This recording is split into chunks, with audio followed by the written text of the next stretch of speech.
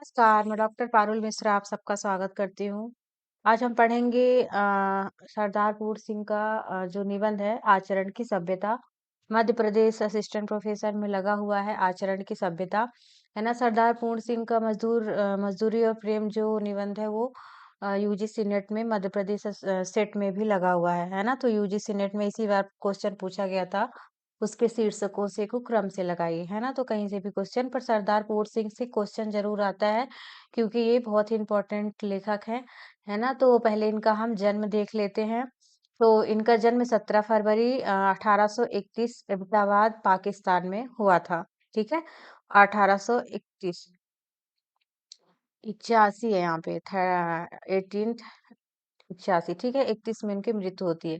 ठीक है, तो इनका जन्म 1881 में होता है, मृत्यु 31 में देहरादून में होती है। अंग्रेजी, हिंदी, पंजाबी, उर्दू में लिखते थे। कविता, निबंध और लेख इनका मतलब विधाएँ हैं, ठीक है? तो इनकी जो हिंदी साहित्य का इतिहास, रश्मि मीमांसा, चिंतन बड़ी भाग 3, ठीक है? खंड 3 कविता संग्रह क्या है? खुले मैदान, खुले आसमानी रंग। तो इनका जन्म आप ज़रूर याद रखिए 1881, क्योंकि यहाँ से क्वेश्चन पूछा जाता है, हर बार पूछा जाता है। 2022 में पूछा गया था कि सरदार पूर्ण सिंह का जो निबंध है, कितने निबंध हैं? निबंधों की संख्या पूछी गई थी, ठीक है? और 8 और 6 में उसमें वो था कन्फ्यूज़न था, ठीक है? तो इनके 6 ही निबंध हैं। निबंध है सच्ची वीरता, है ना? सच्ची वीरता, कन्यादान, पवित्रता, आचरण की सभ्यता, मज़दूरी और प्रेम यही जो यूजीसी नेट में लगा हुआ है। अमेरिका का मस्त जोगी योगी वाल्टर हिटमैन, है ना? तो 6 निबंध इनके माने जाते हैं, ठीक है? अन्य है the story of Swami Ram the sketch. तो आप लोगों को सिर्फ इतना याद रखना है कि इनके जो निबंध हैं, तो 6 हैं, ठीक है? यहाँ से क्वेश्चन पूछा जा चुका है, तो कहीं से भी पूछ सकता है, ठीक है? आचरण की सभ्यता हम देख लेंगे तो इसका जो प्रकाशन वर्ष है, क्योंकि ये इनके जो निबंध हैं सरदार पूर्ण सिंह के, तो सरस्वती में प्रकाशित होते थे, ठीक है? ज़्यादातर इनके निबंध सरस्वती में 1909 से 13 के बीच प्रकाशित हुए। तो इनकी जो आचरण की सभ्यता है ना? आचरण की सभ्यता तो 1912 में प्रकाशित होता है सरस्वती पत्रिका में।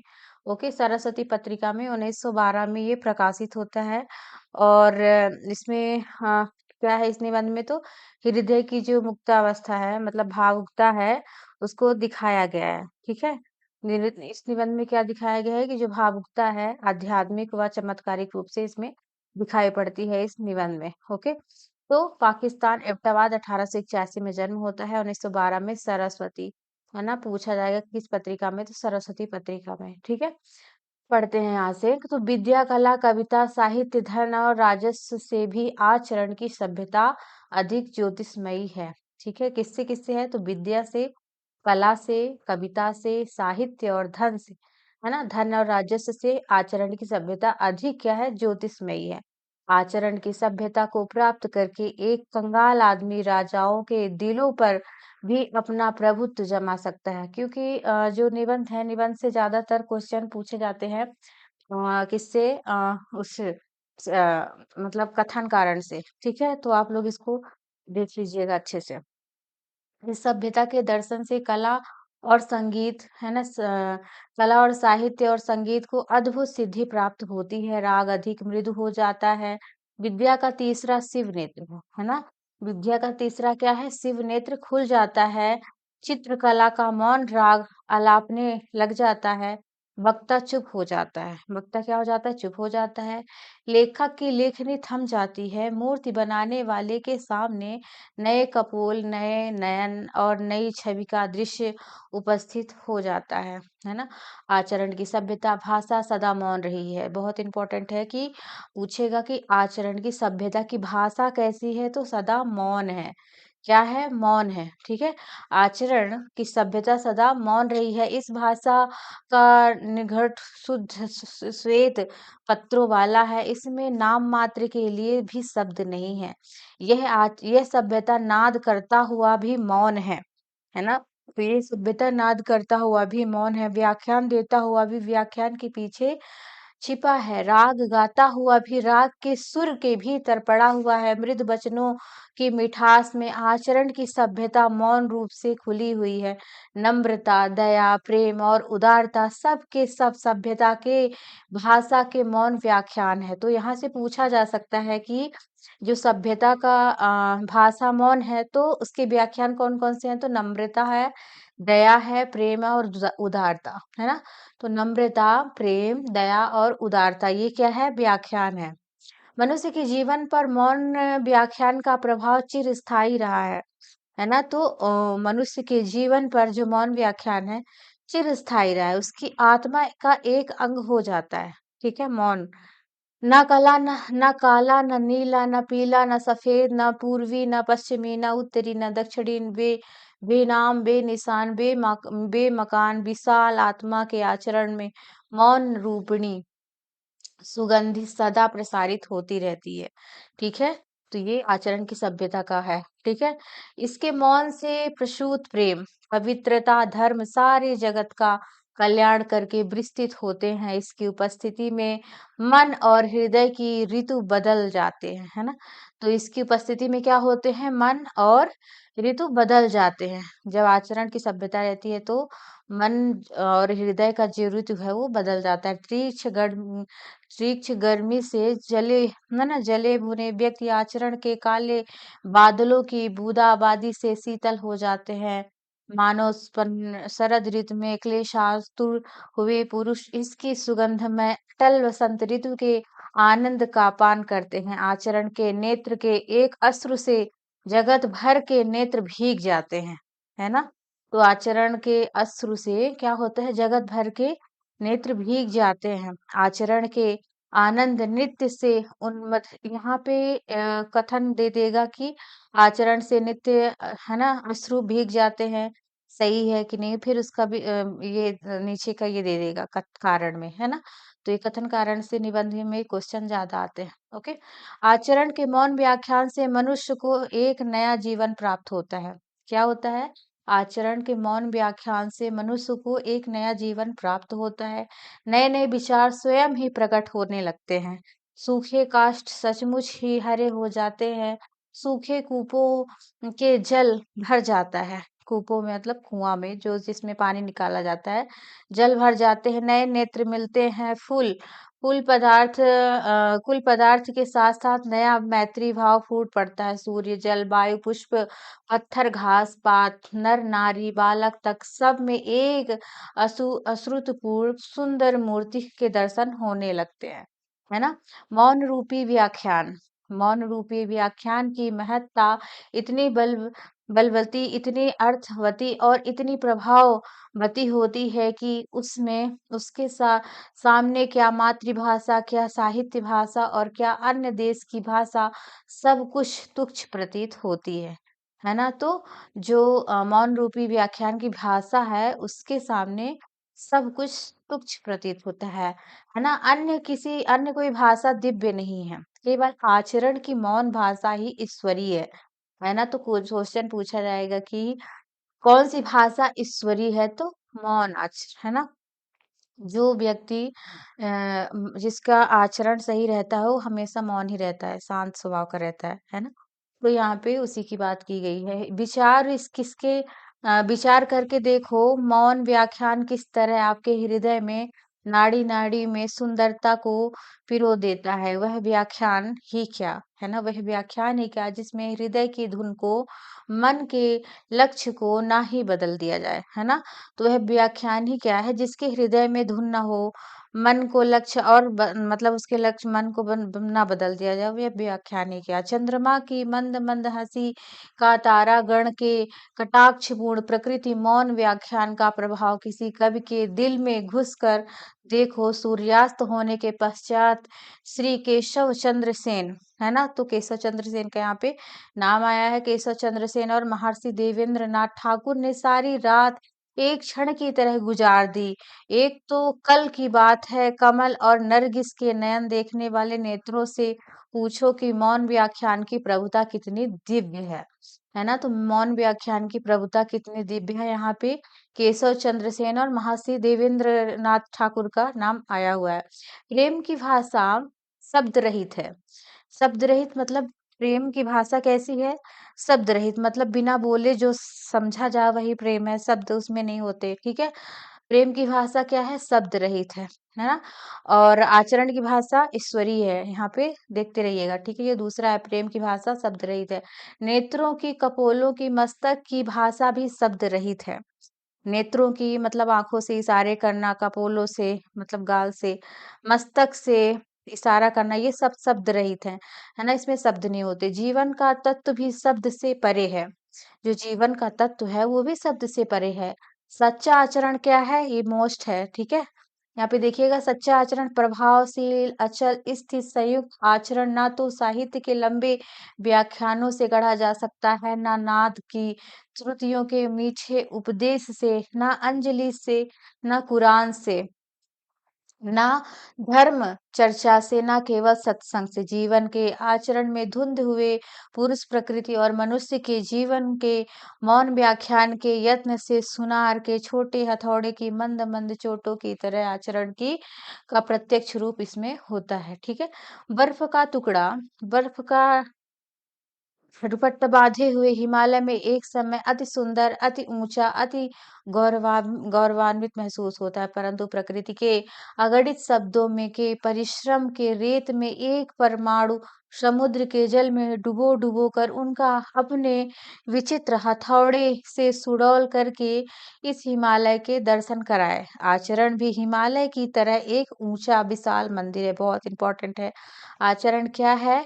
तो हिमालय की तरह एक ऊंचे कैलाश है ना, कैलाश मंदिर है, ठीक है। आचरण यह वह आम के पेड़, यह वह आम का पेड़ नहीं जिसमें मदारी का एक क्षण में तुम्हारी आंखों में मिट्टी डालकर अपनी हथेली पर जमा कर दे।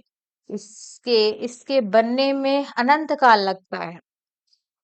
आचरण को बनने में अनंत काल लगता है। पृथ्वी बन गई, सूर्य बन गया, तारागण बन गए, आकाश में दौड़ने लगे, परंतु अभी तक आचरण के सुंदर रूप के पूर्ण दर्शन नहीं हुए। कहीं कहीं उनकी अत्यल्प छटा अवश्य दिखाई देती है। पुस्तकों में लिखे हुए नुस्खों से तो अधिक बदतमीज हो जाती है ना। क्या हो जाएगी? तो सारे वेद शास्त्र भी यदि घोल कर पी लिया जाए तो आदर्श आचरण की प्राप्ति नहीं हो सकती, है ना। आचरण की प्राप्ति इच्छा रखने वाले को तर्क वितर्क से कुछ भी सहायता नहीं मिलती। शब्द और वाणी तो साधारण जीवन के चोंचले हैं। इंपॉर्टेंट यहाँ पे शब्द क्या है? साधारण वाणी के चोंचले हैं। ये आचरण की गुप्त गुहा में प्रवेश नहीं कर सकते, है ना। वहां इनका कुछ भी प्रभाव नहीं पड़ता। वेद इस देश के रहने वालों के विश्वासानुसार ब्रह्मवाणी है। तो वेद क्या है? ब्रह्मवाणी है। परंतु इतना काल व्यतीत हो जाने पर भी आज तक वे समस्त जगत की भिन्न भिन्न जातियों को संस्कृत भाषा ना बुला सके, ना समझा सके, ना सिखा सके। कैसे यह बात हो गई कि मतलब ईश्वर तो सदा मौन है। ईश्वर कैसा है? मौन है, ठीक है। ईश्वर तो सदा मौन है। ईश्वरीय शब्द मौन और भाषा का विषय नहीं। यह केवल आचरण के कान में गुप्त मंत्र फूंक सकता है। वह केवल ऋषि के दिल में वेद का ज्ञानोदय कर सकता है। किसी का आचरण वायु के झोंकों से हिल जाए तो हिल जाए, परंतु साहित्य और शब्द की गोल गोलंदाजी और आदि से उनके सिर के एक बाल तक का वाका नहीं होने मतलब होता है। एक साधारण सी यह बात है ना। पुष्प की कोमल पंखुड़ी के स्पर्श से किसी को रोमांच किया जाए, जल की शीतलता से क्रोध और विषय वासना को शांत हो जाए, बर्फ के दर्शन से पवित्रता आ जाए और सूर्य की ज्योति से नेत्र खुल जाए, परंतु अंग्रेजी भाषा का व्याख्यान चाहे वह कार्लायल की ही लिखी हुई क्यों न हो, है ना। तो यहाँ पे कार्लायल का यहाँ पे नाम आया है। लिखा हुआ क्यों न हो, बनारस के पंडितों के लिए रामलीला ही है। है ना? इसीलिए इसी तरह न्याय और व्याकरण की बारीकियों के विषय में पंडितों के द्वारा की गई चर्चा शास्त्रों के सांस्कृतिक ज्ञान, है ना, संस्कृत ज्ञान और हीन पुरुषों के लिए स्टीम इंजन के कफ शब्द से अधिक और कुछ नहीं है।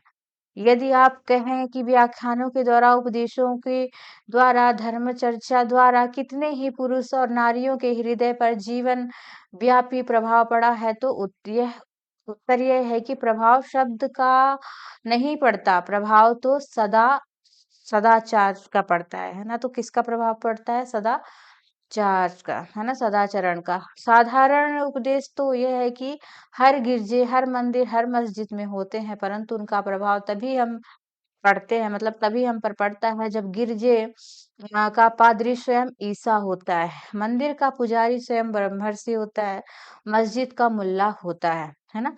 पैगंबर और रसूल होता है, पैगंबर और रसूल होता है। यदि एक ब्राह्मण किसी डूबती कन्या की रक्षा के लिए, चाहे वह कन्या जिस जाति की हो, जिस किसी मनुष्य की हो, जिस किसी देश की हो, अपने आप को गंगा में फेंक दे, है ना? मतलब कोई भी व्यक्ति अगर किसी कन्या को बचाता है, अगर वह ब्राह्मण है तो, चाहे उसके प्राण यह काम करने में रहें चाहे ना रहें, इस कार्य के प्रेरक आचरण में मौनमयी भाषा किस देश में, किस जाति और किस काल में किस कौन नहीं समझ सकता। प्रेम का आचरण दया का आचरण है, बहुत इंपॉर्टेंट है। जब प्रेम, है ना, प्रेम का आचरण, दया का आचरण, क्या मनुष्य, जगत सभी चराचर आप समझ लेते हैं। जगत भर के बच्चे की भाषा इस भाषमयी भाषा का चिन्ह है। ठीक है?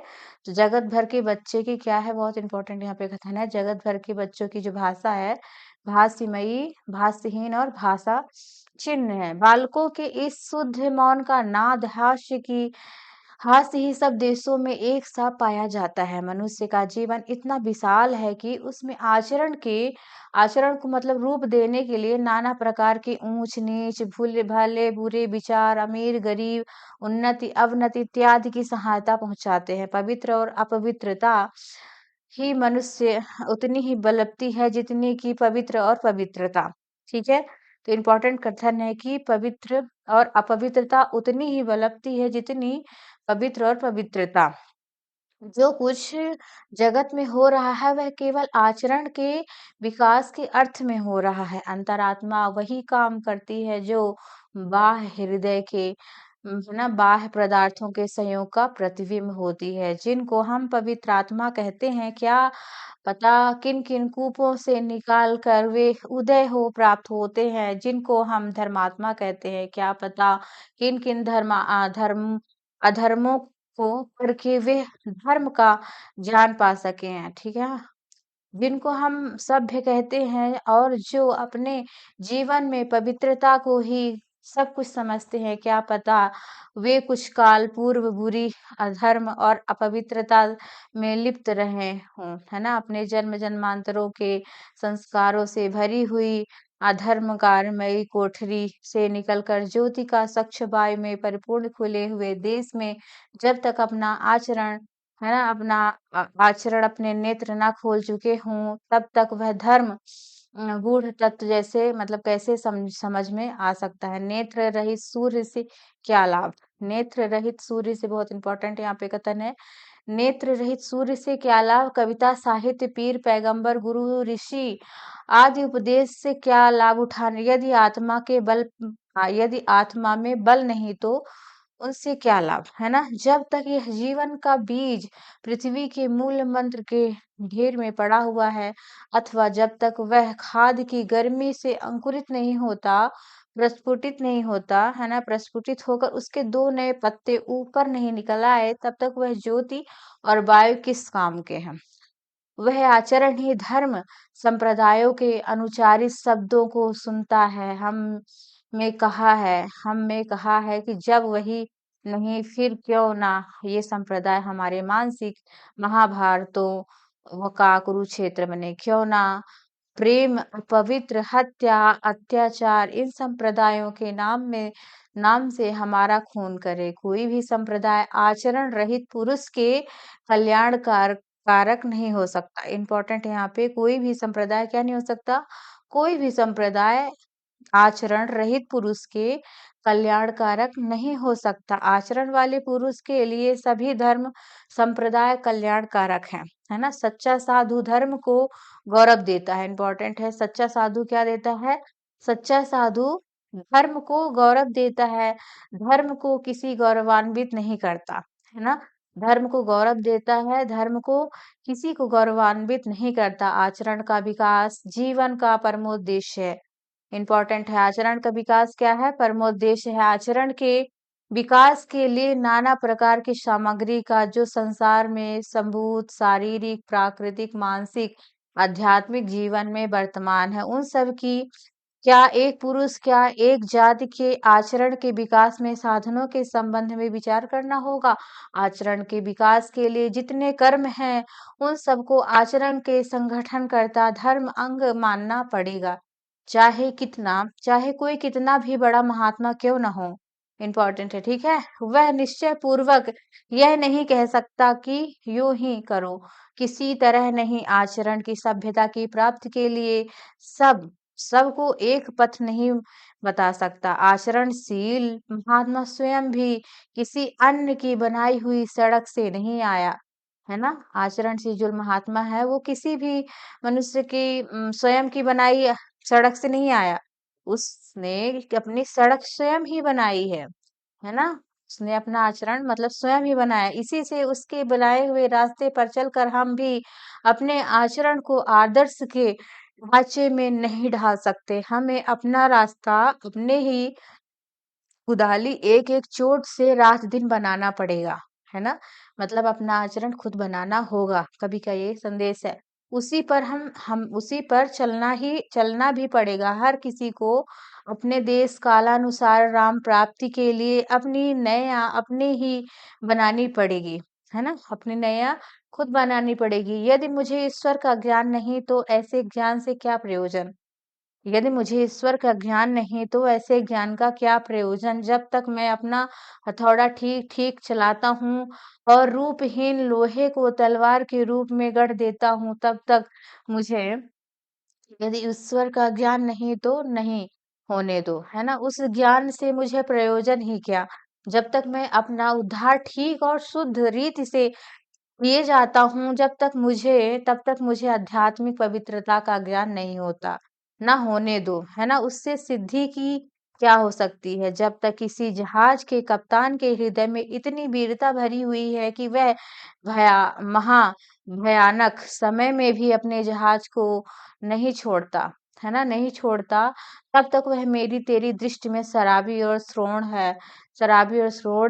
उसे वैसा ही होने दो। उसकी बुरी बुरी बातों से हमें क्या प्रयोजन, है ना? प्रयोजन ही क्या है? आंधी हो या बर्फ हो, बिजली की कड़क हो, समुद्र के तूफान हो, दिन हो रात हो, आंखें खोल अपने जहाज की रक्षा के लिए जहाज के पुल पर घूमता हुआ अपने धर्म का पालन करता है। वह अपने जहाज के साथ समुद्र में डूब जाता है, परंतु अपना जीवन बचाने के लिए कोई उपाय नहीं करता। क्या उसके आचरण का यह अंश मेरे तेरे बिस्तर, आसन और बैठे-बिठाए कहे हुए निरर्थक शब्दों के भाव से कम महत्व है क्या? ना, मैं किसी में जाता हूँ, ना किसी मंदिर में जाता हूँ, ठीक है? कभी यहाँ पे कहते हैं कि ना मैं किसी गिरजे में जाता, ना मंदिर में जाता, ना मैं नमाज़ पढ़ता, है ना? ना मैं रोज़ा करता, ना संध्या ही करता, ना कोई देवी पूजा ही करता, ना किसी आचार्य के नाम पर मुझे पता है, ना किसी के आगे मैं सिर ही झुकाता। मुझे तो, है ना? तो मुझे प्रयोजन ही क्या है? इससे हानि भी क्या है? तो अपनी खेती करता हूँ, अपने हल बैलों को प्राप्त करता हूँ। इम्पोर्टेंट है, क्या करते हैं? खेती। अपने खेती करता हूँ, हल बैलों को प्राप्त करता हूँ, प्रणाम करता हूँ। मेरा जीवन मेरा जीवन जंगल के पेड़ों और पत्तियों को संगठित और मतलब गुजरता है। अपने पेड़ों और पत्तियों के साथ गुजरता है। आकाश के बादलों को देखते ही मेरा दिन निकल जाता है। मैं किसी को धोखा नहीं देता। हाँ, यदि कोई मुझे धोखा दे तो उसे मेरी कोई हानि नहीं है। मेरे खेत में अन्न उग रहा है। मेरा घर अन्न से भरा है। बिस्तर के लिए मुझे एक कमली काफ़ी है। कमली मतलब कम्बल, कमरे के लिए एक लगोटी और सिर के लिए एक टोपी बस। हाथ पांव मेरे बलवान है, शरीर मेरा आरोग्य है, भूख खूब लगती है। बाजरा और मकाई, छाछ और दूध दही मक्खन मुझे बच्चों को खाने के लिए मिल ही जाते हैं, है ना, मिल ही जाता है। क्या इस किसान की सादगी और सच्चाई में वह मिठास नहीं जिसकी प्राप्ति के लिए भिन्न भिन्न धर्म संप्रदाय लंबी चौड़ी चिकनी चुपड़ी बातें द्वारा दीक्षा दिया करते हैं। जब साहित्य और संगीत कला के अति रोम में घोड़े से उतरकर मखमल के गद्दों पर लिटा दिया जाए, है ना, लिटा दिया जाए, जब आलस्य और विषय विकार की लपटता जंगल में पहाड़ की साफ हवा सभ्यता, है ना, असभ्य सभ्य उतंड जीवन में रोम वालों और मुख वालों तोड़ दिया जाए, मतलब रोम नरम बाकी बिस्तरों को ऐसा सोया कि जब तक ना आप जागा ना कोई उसे जगा सका। ठीक है। एग्लो सेक्शन जाति ने उच्च पद प्राप्त किया। ठीक है, तो किस जाति ने उच्च पद प्राप्त किया था? एग्लो सेक्शन जाति ने उच्च पद प्राप्त किया, बस उसने अपने समुद्र जंगल पर्वत से संबंध रखने वाले जीवन से ही प्राप्त किया। जात की उन्नति लड़ने भिड़ने मरने मारने लूटे जाने शिकार होने वाले जीवन का ही परिणाम है। लोग कहते हैं केवल धर्म ही जाति की उन्नत करता है। ठीक है, लोग क्या कहते हैं? केवल धर्म ही जाति की उन्नत करता है। यह ठीक है, परंतु यह धर्मांकुर जो जाति को उन्नत करता है, इस असभ्य कमीने पर पापमय जीवन की गंदी राख के ढेर से के ऊपर नहीं उगता है। मंदिर और गिरजाओं की मंद मंद टिमटिमाती हुई मोमबत्ती की रोशनी से यूरोप और उच्चावस्था को ही नहीं पहुंचता, है ना। यह कठोर जीवन, वह कठोर जीवन जिसको देश देशांतर को ढूंढते फिरते रहने के बिना शांति नहीं मिलती, जिसका अंतर्ज्वाला दूसरी जातियों को जीतने लूटने मारने और उन पर राज करने के बिना मंद नहीं पड़ती। केवल वही विशाल जाति समुद्र की छाती पर मूंग दलकर और पहाड़ों को फांद कर उसको उस महानतम की ओर ले जाया, मतलब ले गया। ठीक है, ले जाया रहा है। ठीक है। रॉबिन हुड, यहाँ पे रॉबिन हुड का नाम है। रॉबिन हुड की प्रशंसा में जो कभी अपनी सारी शक्तियां खर्च कर देते हैं उन्हें तत्वदर्शी कहना चाहिए। ठीक है, तो उन्हें क्या कहना चाहिए? तत्वदर्शी, क्योंकि रॉबिन हुड जैसे भौतिक पदार्थ से ही नेल्सन वेलिंगटन, है ना, वेलिंगटन, नेल्सन नेल्सन का नाम आया है, वेलिंगटन का नाम आया, जैसे अंग्रेज वीरों की हड्डियां तैयार हुई हैं लड़ाइयों के आजकल सामान गोला बारूद जंगी जहाज, है ना, देखकर कहना पड़ता है कि इतने वर्तमान सभ्यता से भी कहीं अधिक उच्च सभ्यता का जन्म होगा। ठीक है। धर्म और आध्यात्मिक विद्या के पौधों को ऐसे आरोग्य वर्धक भूमि देने के लिए जिसमें वह प्रकाश वायु सदा खिलता रहे, सदा फूलता रहे, सदा फलता रहे, यह आवश्यक है। बहुत बहुत के हाथ एक अनंत प्रकृति के ढेर को एकत्र करते रहे, है ना। धर्म की रक्षा के लिए क्षत्रियों को सदा ही कमर बांधे हुए सिपाही बने रहने के लिए भी यही अर्थ है। ठीक है, तो क्या है? धर्म की रक्षा के लिए क्षत्रियों को सदा ही कमर बांधे हुए सिपाही बने बने रहने का भी यही तो अर्थ है। यदि कुल समुद्र का जल उड़ा दो तो रेडियम धातु का एक कण ही हाथ लगेगा। आचरण का रेडियम, क्या एक पुरुष का, क्या एक जाति का, क्या एक जगत का, सारी प्रकृति को खाद बनाए रखने, मतलब खाद बिना सारी प्रकृति को ही हवा में उड़ाए बिना भला कब कैसे मिलेगा, है ना। प्रकृति को मिथ्या करके नहीं उड़ाना, उसे उड़ाकर मिथ्या कर देना। समुद्र में डोरा डालकर अमृत निकालना, सो भी कितना जरा सा संसार की खाक छानकर आचरण का स्वर्ण हाथ आता है। क्या बैठे बिठाए वह भी मिल सकता है। हिंदू का संबंध यदि किसी प्राचीन सभ्य जाति के साथ रहा होता तो उसके वर्तमान वंश और अधिक बलवान श्रेणी के मनुष्य होते। तो उनमें ऋषि, पराक्रमी, जनरल, धीरे धीरे वीर पुरुष उत्पन्न होते। आजकल तो उपनिषद के ऋषियों के पवित्र आत्मा मय प्रेम के जीवन को देखकर अहंकार में मग्न हो रहे हैं। दिन पर दिन अधोगति की जा रही है। यदि कि वे किसी जंगली जाति की संतान होते तो उनमें भी ऋषि और बलवान योद्धा होते। ऋषियों को पैदा करने के योग्य और सभ्य पृथ्वी का बन जाना तो आसान है ना? तो यहाँ पे क्या कह रहे हैं कि ऋषियों को पैदा करने के योग्य असभ्य पृथ्वी का बन जाना तो आसान है, परंतु ऋषियों की अपनी उन्नति के लिए राख और पृथ्वी बनना कठिन है, क्योंकि ऋषि तो केवल अनंत प्रकृति पर ही सजते हैं। बहुत इंपॉर्टेंट है।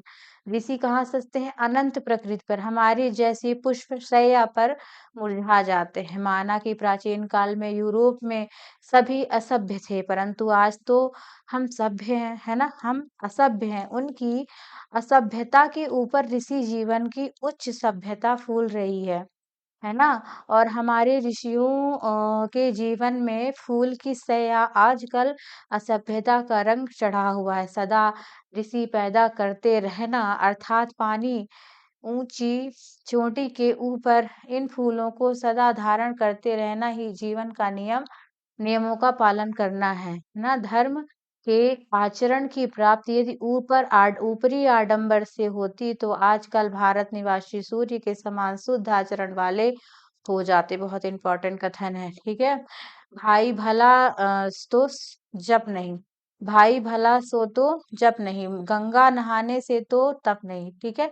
तो ये पूछ देगा किस निबंध से लिया गया है। तो भाई भला सो जप नहीं, गंगा नहाने से तप नहीं। पहाड़ों पर चढ़ने से प्राणायाम हुआ करता है, समुद्र को तैरने से नेति धुलती है, आंधी पानी साधारण जीवन की ऊंच नीच, गर्मी सर्दी गरीबी अमीरी को झेलने से तप हुआ करता है। आध्यात्मिक धर्म के सपनों की शोभा तभी भली लगती है जब आदमी अपने जीवन का धर्म पालन करे। खुले समुद्रों में अपने जहाज पर बैठकर ही समुद्र की आध्यात्मिक शोभा का विचार होता है। भूखे तो चंद्र और सूर्य भी केवल आटे की बड़ी-बड़ी दो रोटियों से प्रतीत होते हैं। कुटियों में ही बैठकर धूप, आंधी, बर्फ की दिव्य शोभा का आनंद आ सकता है। प्रकृति सभ्यता, है ना? प्राकृतिक सभ्यता के आने पर ही नसिक सभ्यता आती है, ठीक है? वह भी स्थिर भी नहीं रह सकती, मतलब स्थिर भी रह सकती है। मानसिक सभ्यता के होने पर आचरण की सभ्यता की प्राप्ति संभव है। ठीक है? तो मानसिक सभ्यता के होने पर आचरण की सभ्यता संभव है, तभी वह स्थिर भी हो सकती है। जब तक निर्धन पुष्प, है ना? जब तक निर्धन पुरुष पाप से अपना पेट भरता है, तब तक वह धनवान पुरुष के शुद्धाचरण की पूरी परीक्षा नहीं है। इसी प्रकार अज्ञानी का आचरण अशुद्ध है जब तक अज्ञानी का आचरण अशुद्ध है, तब तक ज्ञानवान के आचरण की पूरी परीक्षा नहीं है ना? तब तक जगत में आचरण की सभ्यता का राज्य नहीं है। आचरण की सभ्यता का देश ही निराला है, ठीक है? तो आचरण की सभ्यता का देश कैसा है? निराला है। उसमें ना शारीरिक झगड़े हैं, ना मानसिक, ना आध्यात्मिक। उसमें विद्रोह है, ना उसमें विद्रोह है, ना उसमें जंग है। जंग का ही नामो निशान है। ना उसमें कोई ऊंचा है, ना नीचा है, ना कोई धनवान है, ना कोई वहां निर्धन है। वहां प्रकृति का नाम ही नहीं, वहां तो प्रेम और एकता का अखंड राज्य रहता है, ठीक है? तो जो आचरण की सभ्यता है, वहां क्या रहता है? प्रेम और एकता का अखंड राज्य है। जिस समय आचरण की सभ्यता संसार में आती है, उस समय नीले आकाश से मनुष्य की वेद ध्वनि सुनाई देती है। नर नारी पुष्पवत खिलते जाते हैं, प्रभात हो जाता है, प्रभात का गरज बज जाता है, नारद की वीणा अलापने लगती है, ध्रुव का शंख गूंज उठता है, प्रहलाद का नृत्य होता है, शिव का डमरू बजता है, कृष्ण की बांसुरी की धुन प्रारंभ हो जाती है, ठीक है? तो क्या होता है जब आचरण की सभ्यता संसार में आती है, तो ये सब होने लगता है, ठीक है? जहाँ ऐसे शब्द होते हैं, जहाँ ऐसे पुरुष रहते हैं, वहाँ ऐसी ज्योति होती है, वही आचरण की सभ्यता का सुनहरा देश है, ठीक है? वही देश मनुष्य का स्वदेश है, जब तक घर न पहुँच जाए सोना अच्छी नहीं, चाहे वेदों में चाहे मतलब जब तक घर ना पहुँच जाए सोना अच्छा नहीं है। चाहे वह इंजील में, चाहे कुरान में, चाहे त्रिपिटक में, चाहे इस स्थान में, चाहे उस स्थान में, कहीं भी सोना अच्छा नहीं। आलस्य मृत्यु है, बहुत इंपॉर्टेंट है। आलस्य क्या है? मृत्यु है। लेख में तो पेड़ों के चित्र सदृश्य होते हैं। पेड़ों में तो पेड़ होते भी नहीं, है ना? तो क्या है, लेख में जो पेड़ हैं वो सदृश्य होते हैं। पेड़ तो होते ही नहीं, फल लावे। लेखक ने यह चित्र इसीलिए भेजा है कि सरस्वती में चित्र को देखकर शायद कोई आलसी पेड़ को जाग कर देखने का यत्न करे। ठीक है, तो यहाँ तक था ये निबंध। अगर आपको क्लास अच्छी लगती है तो लाइक करें, शेयर करें, सब्सक्राइब करें। धन्यवाद।